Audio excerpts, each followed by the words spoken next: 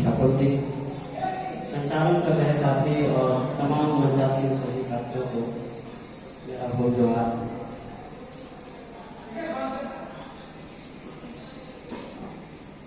आज हम उन शहीदों को याद कर रहे हैं।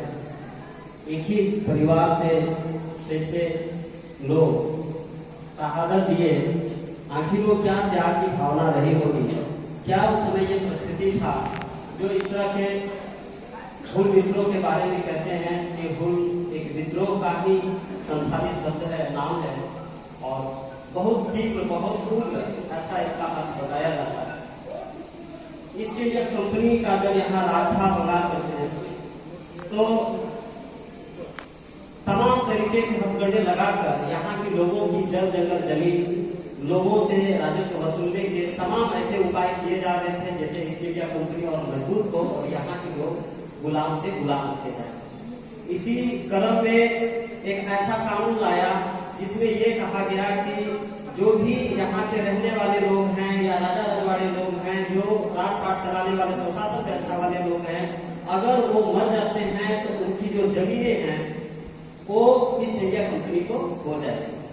और ये बात लोगों को नागवार गुजरा और इसके लेकर लड़ पड़े। ये लड़ाई अंग्रेजों के खिलाफ था, लेकिन इस लड़ाई में यहाँ जो रहने वाले अंग्रेजों को मदद करने वाले जो साहूकार लोग थे, जमींदारी प्रथा से जुड़े हुए लोग थे, और भी कुछ लोग थे जो अंग्रेजों को मदद कर रहे थे, जिसके खिलाफ यहाँ के मूल निवासियों का आक्रोश उसके खिलाफ भी बरस पड़ा। और जहाँ एक और ताकतवर सभी एक साइड थे, दूसरी ओर यहाँ के गरीब आदिवासी मूलवासी लोग अपनी जंगल जमीन को बचाने के लिए लड़ रहे थे। इस लड़ाई में कई साथियों ने कहा, मैं इसमें ज्यादा नहीं कहना चाहूंगा, कितनी नफरत भरा था उस समय आदिवासियों के दिमाग में कि कई जमींदारों का ये इस तरह का एक चला था कि अगर जमींदार को पैर काट दिया जाए तो 4 आना, अगर वो दोनों हाथ काट दिए जाए तो 8 आना, धड़ काट दिया जाए सीधा तो 12 आना। इस तरीके से पुरस्कार की घोषणा की गई। उस विद्रोह में कई जमींदारों को इस कदर मारा गया था कि उनके सिर का अनेक तीर चलाए गए। तो इस तरह का जो विद्रोह हुआ है, आप उससे समझ सकते हैं कि कितनी अंग्रेजों का क्रूर व्यवहार रहा होगा यहाँ के लोगों के प्रति, जो इन लोगों में इतना गुस्सा है। आज क्या परिस्थिति बदली है। आज ये लड़ाई आगे बढ़ा, 56 का विद्रोह हुआ, 1857 में पूरे देश में बड़ी आंदोलन हुई और उस आंदोलन के बाद ईस्ट इंडिया कंपनी को पीछे होना पड़ा और वो ब्रिटिश सरकार को पूरा भारत में शासन करने के लिए राजपाट दे दिया। तब से 1857 के बाद पूरे देश में ईस्ट इंडिया कंपनी के जगह पे अंग्रेजों का शासन लागू हुआ, क्योंकि ये जो 1855 और 1856 ये जो 2 विद्रोह था, पूरी तरीके से ईस्ट इंडिया कंपनी को हिला दिया। और तब लोगों ने समझ पाया कि आखिर ये लोग क्यों लड़ते हैं। तो इसमें ज्यादा ना कहते हुए मैं तो इतना ही कहूंगा कि उस समय जो परिस्थिति थी, जिस परिस्थिति के खिलाफ लोगों ने अनेक आंदोलन हुआ, उससे पहले भी चुहार विद्रोह हुआ, बहुत सारे विद्रोह हुए। ये सारे विद्रोह के जड़ में यही थे कि यहाँ के लोगों का जो जल जंगल जमीन है और जीने का हमारी जितनी चीजें हैं उस पर सीधा हमारा कंट्रोल था, हमारा समुदाय का कंट्रोल था। लेकिन एक एक करके तमाम अधिकारों को काटा जाने लगा, हमें जमीनों में रोका जाने लगा, फॉरेस्ट में हमारा अधिकार छीन लिया गया, तमाम चीज जो हम अपनी गतिविधि में करते हैं सारे चीज नियंत्रित किया जाने लगा। और इसके लिए बहुत सारे हथकंडे अपनाए गए, जिसमें जमींदारी एक मुख्य व्यवस्था था। तो आज जो स्थिति है, क्या ऐसा स्थिति नहीं है कि उस तरह की परिस्थिति से आज हमको प्रेरणा लेने के लिए हमको मजबूर करता है। कल से एक कानून इस देश में लागू होने जा रहा है, उसको कहते हैं न्याय संहिता। ये कानून पहले ही इस देश में बहुत सारे खतरनाक कानून थे जो लोगों को अधिकारों को खत्म कर रहे थे, उनको मानवाधिकार को खत्म कर रहे थे और पुलिस के दमन को बढ़ोतरी दे रहे थे। और ऐसे में एक और कानून ऐसे पास किया गया जब विपक्ष के 150 सांसदों को निलंबित करके बिना वोटिंग किए ध्वनि मत से पास कर दिया। और ये कानून इतना खतरनाक है कि इस कानून के बाद जो होने वाली है, हालांकि कल बड़े स्तर में कई राजनीतिक मंचों के लोगों ने और बुद्धिजीवी मंचों ने एक धरना दे रहे हैं। ये कानून इतना खतरनाक है कि इसके बाद पुलिस की मनमानी बहुत ज्यादा बढ़ने वाली है। मतलब हम आज जो परिस्थिति पैदा होने वाला है या परिस्थिति है, हम उसको आज कल्पना कर सकते हैं कि 1855 में क्या होगा जिस दिन 40,000 50,000 से ज्यादा आदिवासियों ने इस हुल विद्रोह को घोषणा किया था। मैं यही कहना चाह रहा हूं कि आज की परिस्थिति इतनी खराब होती जा रही है। केंद्रीकरण, व्यवस्था का केंद्रीकरण, निजीकरण, ये जो चीजें हैं, पीपीपी, प्राइवेट पार्टनरशिप, इस तरह के नीतियों से सरकार आपको वैसे ही गुलाम करने का प्रयास कर रही है जैसे अंग्रेजों ने तमाम कानून ठोक के एक ईस्ट इंडिया कंपनी के लिए गुलाम बनाने का प्रयास किया जा रहा है। आज आपके क्षेत्र में एक ईस्ट इंडिया कंपनी नहीं, कितने सारे कंपनी है। वो अलग बात है, वो आपके देश के हैं और वो विदेश के थे, तो ये बात समझ में आता था वो विदेशी है और ये देशी है। लेकिन उनकी चरित्र अंग्रेजों की ईस्ट इंडिया कंपनी से भी खराब है, बदतर।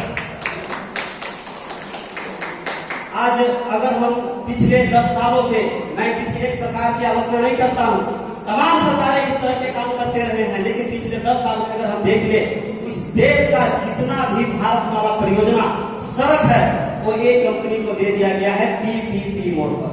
थोड़ा सा मैं इसको समझा दूं, ये PP public private partnership Varanasi से कलकत्ता का जो कॉरिडोर है 1100 करोड़ का परियोजना है, 8 टोल टैक्स है और इस परियोजना में 400 करोड़ अडानी देता है और 700 करोड़ गवर्नमेंट देता है और 35 साल तक इससे टोल टैक्स वसूलने की जिम्मेदारी अडानी को मिलता है। एक दिन की कमाई लगभग 30 लाख है, 30 दिन में 6 करोड़, एक साल में 72 करोड़, 35 साल में ये हो रहा है 2500 करोड़। लागत कितना है? 1100 करोड़, कमाया कितना? 2500 करोड़। मतलब फायदा एक टोल टैक्स से सीधा सीधी 1250 करोड़ या समथिंग। ऐसे ऐसे 8 टोल टैक्स है, टोटल करेंगे जोड़ेंगे 1100 की लागत से लगभग 8 टोल टैक्स है, एक टोल टैक्स से 25,000 करोड़, 8 से करिए 2 लाख करोड़ का कमाई एक टोल टैक्स है। पूरे देश में 700 से ज्यादा भारत परियोजना है, ये तमाम कुछ कंपनियों के हाथ में जा रहा है। अगर ये काम भारत सरकार करता तो ये भारत सरकार के खाते में जाता, जो कि कंपनी के पास जा रहा है, यही ईस्ट इंडिया कंपनी। अगर आप देख ले बंदरगाह को, इस देश में 114 बंदरगाह है और सारे बंदरगाह एक खास कंपनी। अगर हम देख ले कि कोयला के अभी 61 को ब्लॉक आवंटन होने वाले स्टेट में, हमारे क्षेत्र में भी 2 ब्लॉक आ रहे हैं, केरडाडी का भी एक किसी नॉर्थ को ब्लॉक है। ये सारे जा किसको रहे? अगर हम हवाई जहाज में जाएंगे तो भी एक आदमी को पैसा जाएगा। आप जानते हैं कि 8 इंटरनेशनल एयरपोर्ट में 6 इंटरनेशनल एयरपोर्ट किसी एक कंपनी को दे दिया गया। अगर आप हवा में उड़े तो उसी की कमाई होगी, पानी में चलेंगे बंदरगाह से उसी की कमाई होगी, रोड में चले उसी से कमाई होगी, ट्रेन में चले उसी की कमाई होगी। तमाम तरीके से देश के, मेरा आंकड़ा नहीं है, 78% सरकार के कमाई वाले जो साधन थे, सार्वजनिक क्षेत्र थे, वो एक विशेष कंपनी को दे दी गई है। और ये सेंट्रलाइजेशन मशीन और तकनीक की वजह से आपको बेरोजगारी दे रहा है, आपको बदहाली दे रहा है और आपके संसाधन मुट्ठी भर लोगों के पास जा रहा है। यही समझने की जरूरत है कि ये ईस्ट इंडिया कंपनी के खिलाफ ये हुल विद्रोह और आज का हमारा परिस्थिति कहाँ है, हम किसके साथ लड़ें, मैं ये बताने के लिए कह रहा हूँ। तो आज इसको और आगे बढ़ाने के लिए, आज अगर खेती के देख ले तो बड़े बड़े वो जो गोडाउन अडानी के हर जगह पे दिए जा रहे हैं, वो नहीं मिल पाया तो कहाँ क्या मिल सकता है? एक एक चीज ऐसे ही दे दिया जा। अरे इसको दबाने के लिए जो कल से लागू होने जा रहा है ये कानून, इसमें सबसे खतरनाक बात कि आयुष कारखाना जो भोपाल में है वो भी एक कंपनी को दे दिया गया है। और अग्निवीर का जो ये योजना है 4 साल में आपको रिटायरमेंट करने का, वो 75 साल में दोबारा मौका मांग रहे हैं और 25 साल के युवा रिटायरमेंट होके घर बैठेगा। ऐसे बेरोजगार लोगों की व्यवस्था यह है कि अंबानी अडानी के चाकरी बनेंगे, इनके सिक्योरिटी गार्ड बनेंगे और इनको हथियार का कारखाना है उनसे इनका इस्तेमाल करेंगे। क्या परिस्थिति होने वाला है देश का, ये आप सोच सकते हैं। और इसी के लिए ये कानून आ रहा है। ऐसे में ये समझने की जरूरत है कि हुल विद्रोह को हम लोग आज मना रहे हैं, इनके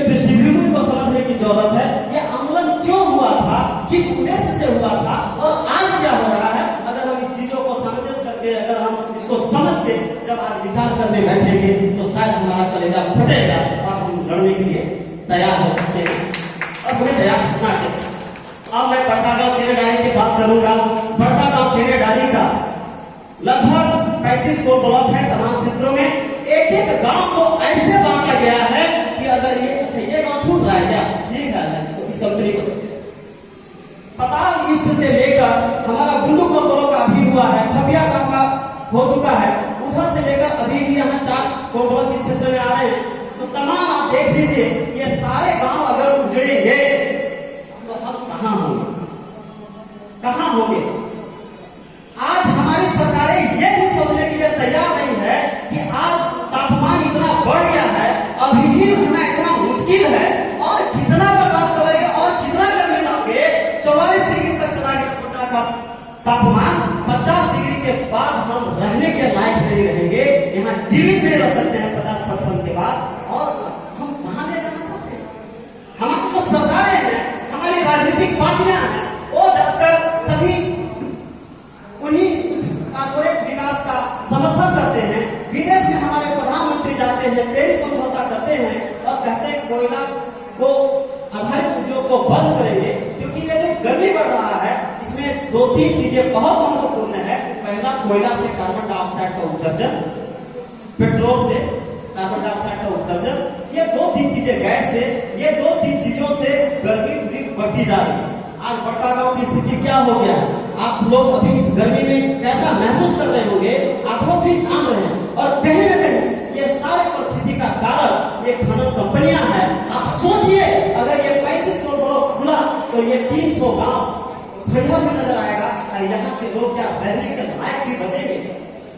ये आज विचार करने की जरूरत है इस भूल क्रांति दिवस के अवसर पर। मैं आप सभी से कहना चाहूंगा कि कल एक बहुत बड़ा कार्यक्रम हो रहा है। हम आप सभी को ये जो नए कानून है इसमें पुलिस को जो 90 दिन तक गिरफ्तार करके रखने का, मनमानी करने का असीमित शक्तियां जो दी गई है पहले की तुलना में और ज्यादा। हालांकि इसको झूठ बोल के कुछ लोग इसको पॉजिटिव से बताते हैं, लेकिन हम लोग को देखने इतना दिन में सीख गए हैं उन कानूनों के अंदर क्या है। हमें यहाँ भी एक और कार्यक्रम करके इसको विरोध जताना चाहिए और ऐसे कानून को अगर नहीं रोका गया तो आने वाले समय में हम अपनी जमीन बचाने के लिए हम लोग आत्मनिर्भर नहीं हो पाएंगे। आज भी ऐसी परिस्थिति में हम फंस चुके हैं कि हम एनटीपीसी के खिलाफ नहीं लड़ पा रहे। ये बात सही है, हर कोई के अंदर दुख है, हर कोई अपना दुख को बताना चाहता है, लेकिन लड़ने की स्थिति में कोई नहीं है। और अंततः ये जो कुछ लालच दिया जा रहा है मुआवजा का, इस लालच में फंस के हमारे अपने लोग भी कब के नहीं देख रहे हैं, भविष्य को नहीं देख रहे हैं, आने वाली पीढ़ियों को नहीं देख रहे हैं और बस तत्काल में मुआवजे के चक्कर में टूट रहे हैं या फिर हम छोटे छोटे लालचों में टूट रहे हैं और एक एक करके हम बड़कागांव को गंवा रहे हैं।